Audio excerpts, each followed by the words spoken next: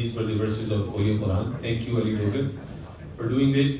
Iftar events goes in the favor of participants.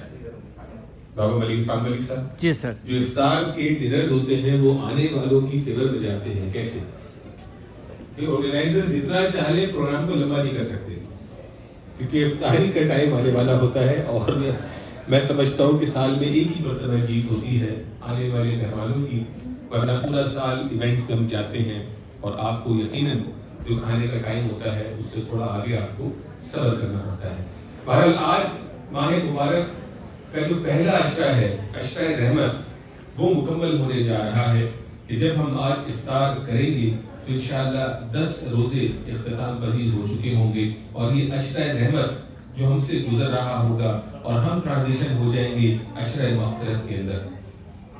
یہ وہ لمحات ہیں کہ جو بابرکت لمحات ہیں، دعاؤں کی قبولیت کے لمحات ہیں، اور یقیناً ہم سب نے ماہ مبارک کا انتظار کیا.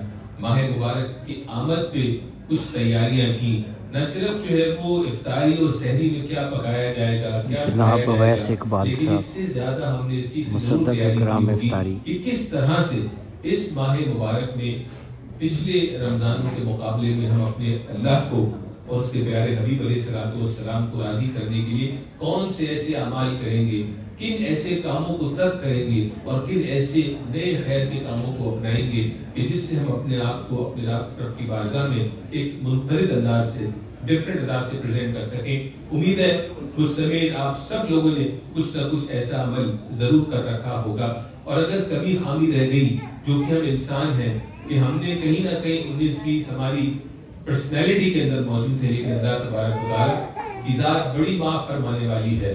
اور ہمارے پاس ابھی بھی ماہ مبارک کے کم و بیش 19 یا 20 روزے ہمارے ہاتھ میں موجود ہیں.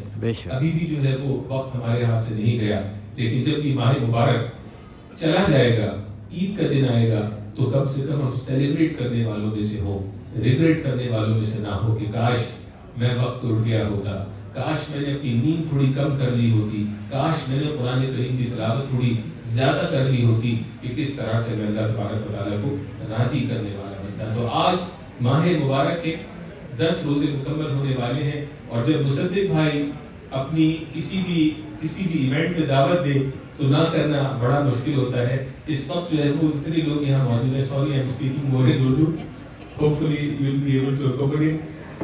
کیلنڈرز جو ہے وہ فل اپ ہو رہے ہیں. You are getting iftar dinner invites from right left centre, اور اتنی بھاگ دوڑ کے اندر ماشاءاللہ آپ لوگ مصدق بھائی کی دعوت پہ، ان کی فیملی کی دعوت پہ یہاں پہ آئے ہیں. یہ اس بات کی دلیل ہے، اس بات کو ثابت کرتا ہے کہ جتنا پیار مصدق بھائی اور ان کی فیملی ہم سب سے کرتی ہے، اتنا ہی پیار ہم بھی ان سے اور ان کی فیملی کے ساتھ کرنے کی کوشش کرتے ہیں. مصدق بھائی بہت شکریہ، آپ نے سب دوستوں کو یہاں پہ جمع کیا، بڑی سعادت آپ کو اللہ نے عطا کی. اللہ تعالیٰ آپ کے رزق میں برکت عطا فرمائے. ہم سب کا یہاں پہ مل کے آج عشرہ رحمت کے اختتام پہ 10ویں روزے کی افطاری کو اللہ تعالیٰ قبول فرمائے. بات کو آگے لے کے چلیں گے، ہمارے پاس 12 سے 15-18 منٹ ہیں اس سے پہلے کہ کھجور آپ کے قریب ہو، آپ کھجور کے قریب ہو. اور لیکن مسئلہ یہ کہ بفے ریسٹورنٹ ہے. میں نے فیصل چٹا صاحب سے باہر پوچھا کہ سب کی افطاری ایک ہی وقت پہ ہے، تو انہوں نے کہا ہے تو ایک ہی وقت پہ، لیکن کچھ والنٹیئرز انہیں ٹھہر کے روزہ کھولنا چاہیے تو ان کی مرضی ہے. کیونکہ بفے میں ایسا ہوتا ہے کہ ظاہر تمام ہال سے ایک ہی وقت میں تمام جو ہے وہ سولجرز باہر نکلیں گے اور افطاری کی طرف جو ہے وہ آگے بڑھیں گے. تو انشاءاللہ بے فکر رہیے گا، افطاری will be served on the table.